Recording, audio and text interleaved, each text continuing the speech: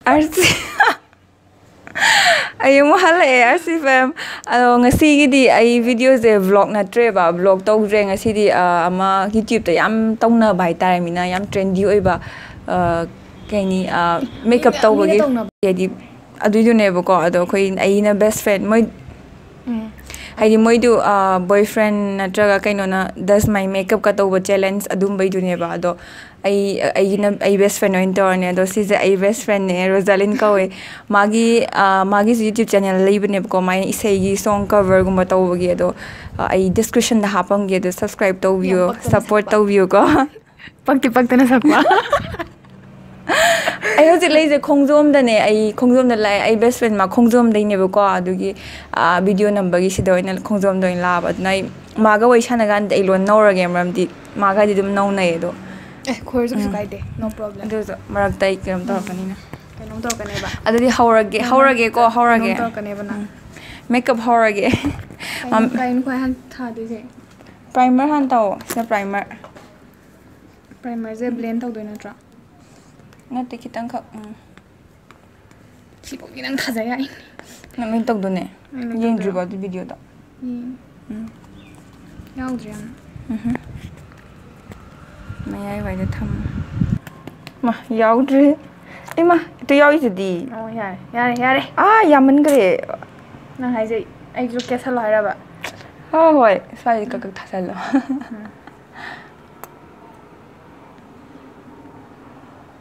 ma ke ba yam hai tamure khoro yam hai ado yeng si ko yam nang na hai du di ai kai tam me nan hai du di ai tam di na than na tam jare ai hai ji hai re kai nang so taw do ho adu ne ha ne ho yare sum phagi nungai na adu nang na phajai hai ra ko da hai ba ni hoi tam bai di ko masana tam jab sum practice ta do hai re hai do ai ngasi ma test taw do ni yeng ni horen result kamai taw yeng si akoi pro na Rồi. Dạ em xin học ra liền để lùi cái nấm ta cái này. Cái sẽ khởi. Chứ là mà không được. Tàu đấy video chứ. Tàu đấy. Mà nộp bắt xí đấy như vậy.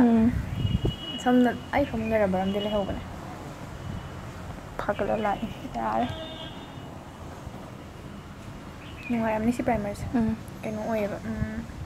Mà mình ở hung bên này chứ dễ. Yam di thao no primer di yam thadam si mayam di nang kai tha de no kai am hat tham gre si gidum sai tham gre met ta chak lang sin na nang tau de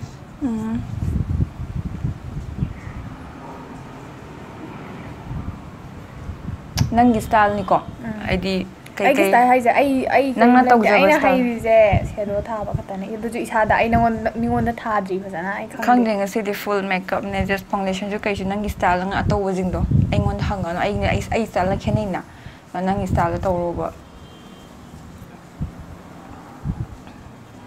street designer samlang ju pai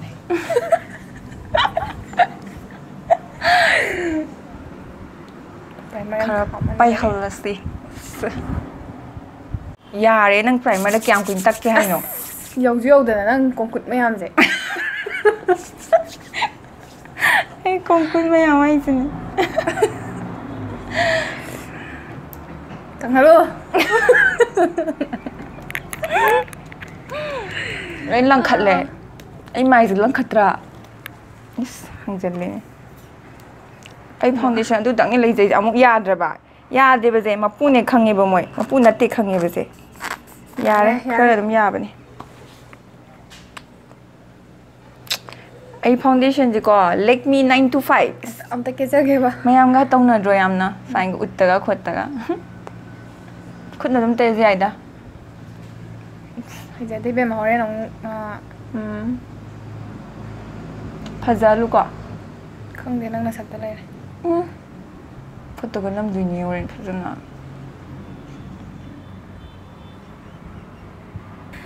ai chin te chala ka no foundation do na ai ba ma to da ya do zo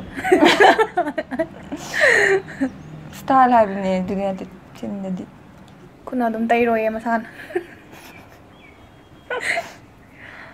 sai pa ma to ta re da na Tuh itu salah kan komik salah ka? Tuh rồi.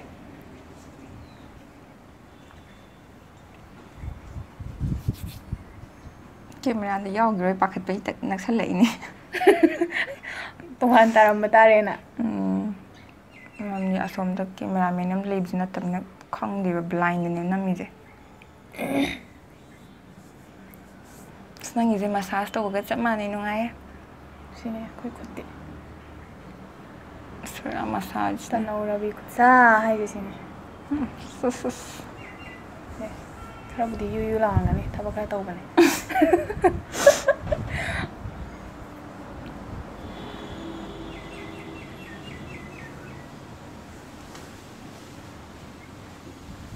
Yang pro ka ma la hai ba tau ri se.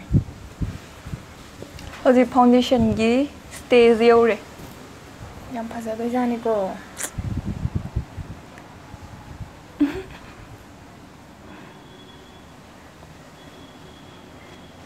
Sẽ nó ngay. Xong rồi.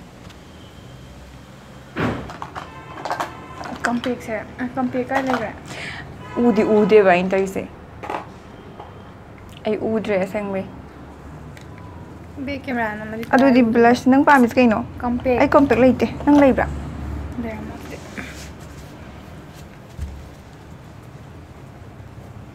Mung zin puro. Ai udre ba isa je. Ai ob jitel kari man ge je khang dre ba.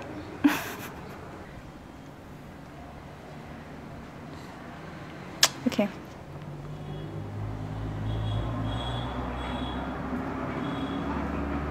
Amta tham god. Ki ring ni sida. Yeng ni ju.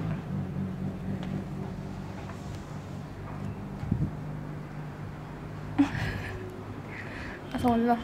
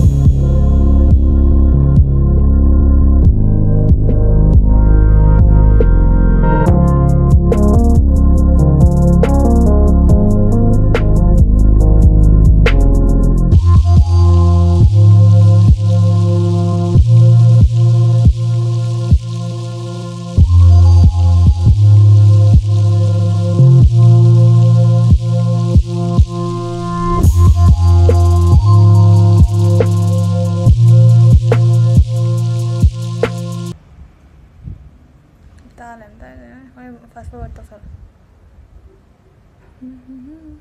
Mai je sing medi yek tasu ya dia bane masai mu bane ba.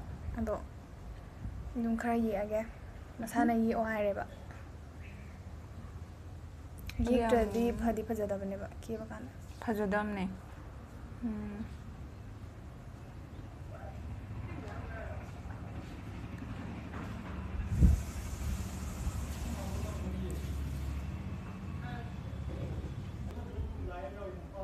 Siang thar.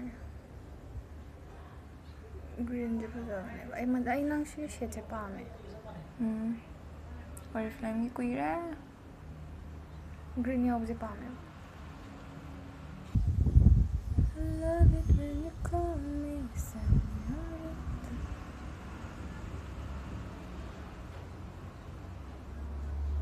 Page music. Kaya phazar ko ngayon kasi last ako capability man gid nga ba.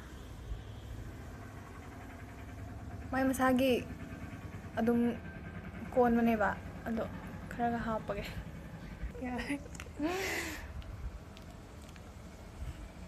Phazara. Lagi nang lipstick sa kay masu yaw ka. Dark ni red yaw bani.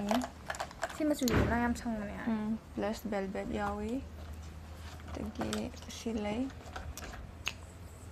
nizi yawi 시 ham leibudra karamano ham leibuda red isna maroon red pura red oin sangdoira asi ja 야 짜나 bring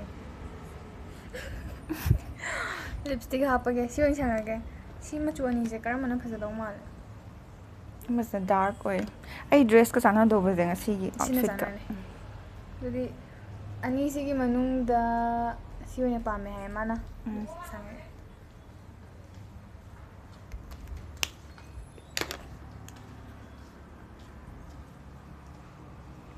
ai ya sola ka ni ko sana ora chane purit ka chane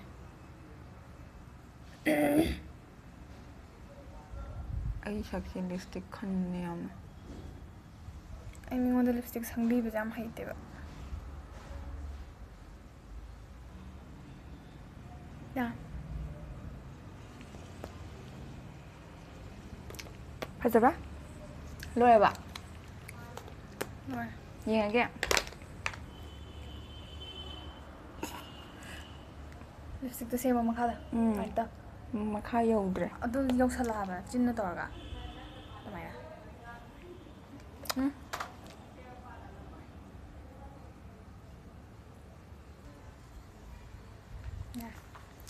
okay mayam results ta leire phajaba yengo comment ta khangalo o ai se phajai phajade hairo rating ju piro 1 to 10 gi manung da kyam hairge do ai phajadrezu phajai hairo ai gi mi chang chang o natte aseng bharo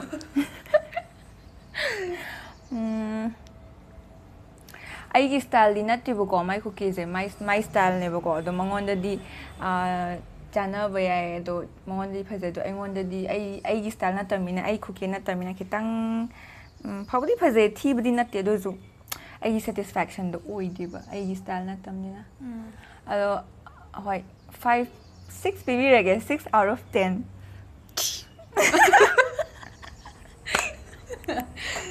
6 baby rege 10 hayo 6 10 6 oh pare ang thamoy na do yoradi ai video nungai ga di like to bio subscribe to bio post mai hayo adu mai hayo hite to comment taro comment hoi comment to biro aduga nungai te so video je kamai to ge khangalo aduga anau boragdi subscribe to bio adu magi channel laibane sai gi record tori ko magi isai gi song cover gumba to bagi ko dum hindi su manipuri so dum english su tor kani dum channel do in description da hap ki ba du subscribe to bio ai gi atopa channel zu laye rc mukbang na cha bagi adu gi su subscribe to bio I could say I'm tore maron ko idre kaiso kai dress mama ron ko yog da bagi ito kaure maga sanagan ai lon nau deba madi khongjom dai ni na ina kakching dai ni na ado anyway video la sa lo shalage kaina si thagat cheri mayam video yeng bi bagi mathang video dong thengna si bye bye